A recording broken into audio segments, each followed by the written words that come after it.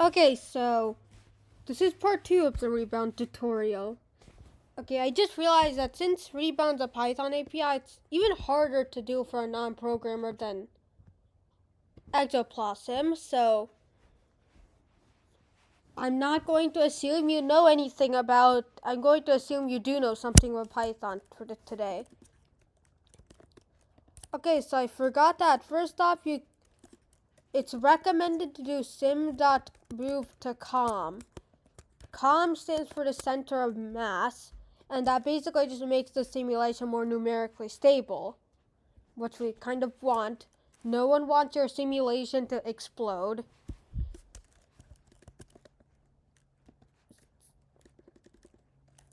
Okay, now, as for sim.integrate, you could also set a DT, and that would be DT. It's recommended to do that. Here's a rule. For a circular orbit, if your innermost, calculate this number. So if you do the formula, so if you have a period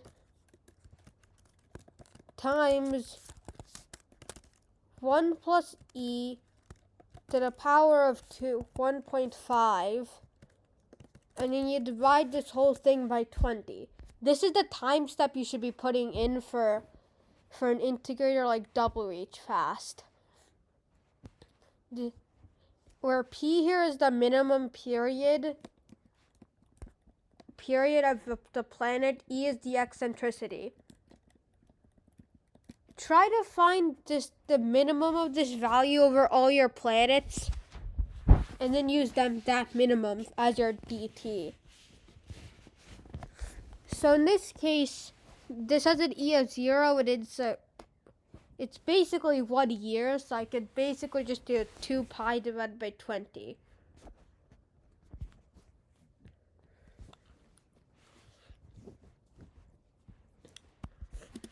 So sim.dt equals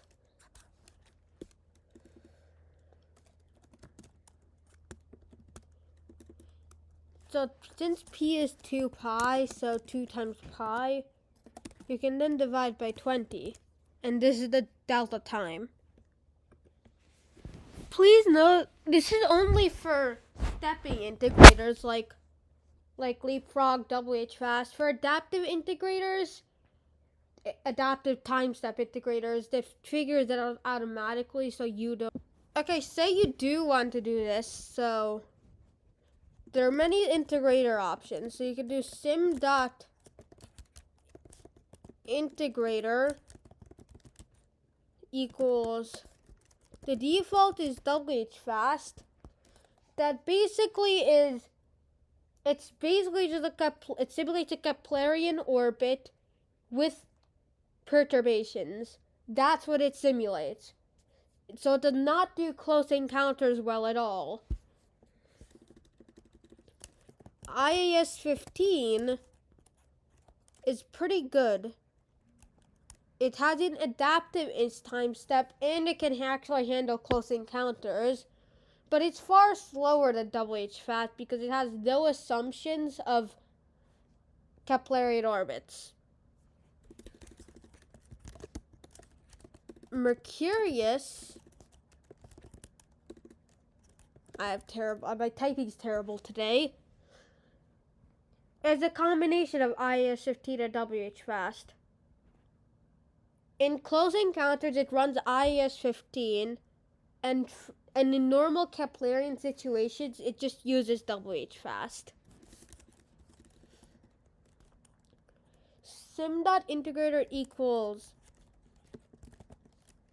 Leapfrog, and it basically just does a trivial drifts for half a time step, kicks, and drifts again.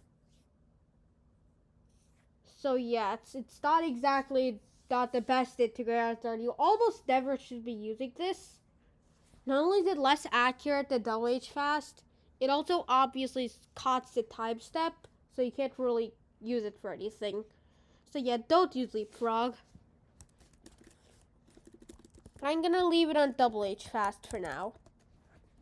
Okay, cool. So now that this is basically done, integration, you could also do sim.step to just step one time step. Sim.steps to do multiple time steps.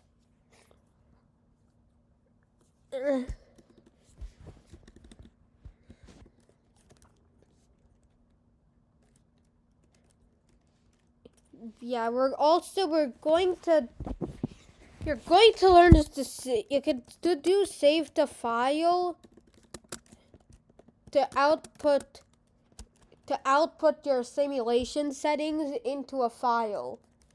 So what if you say like not broad, I'm just gonna make something more realistic, like my sim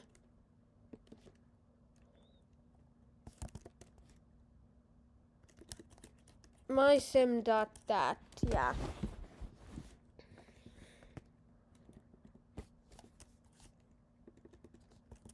I'm not sure what to call it, I'm just gonna do that.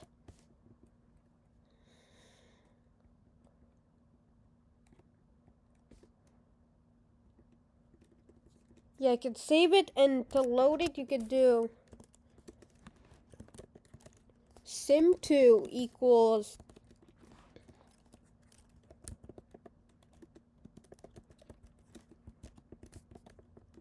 rebound dot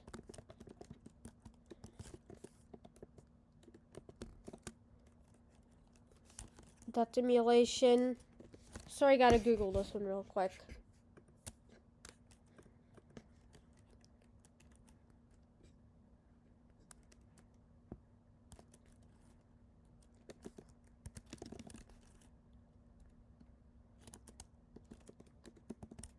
How to load from file rebound.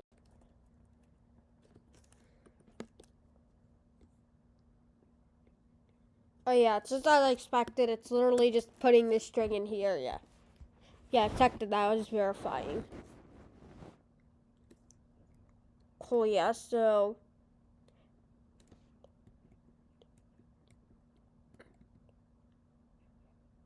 should I, yeah, let's just, yeah, because at this point, yeah, I'm just going to show you the rebound documentation.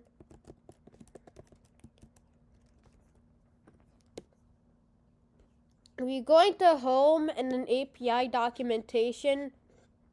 Here is all the stuff.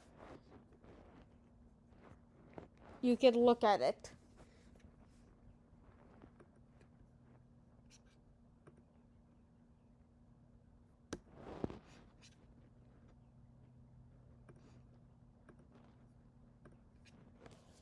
Okay, cool. So yeah, I think it's done for today.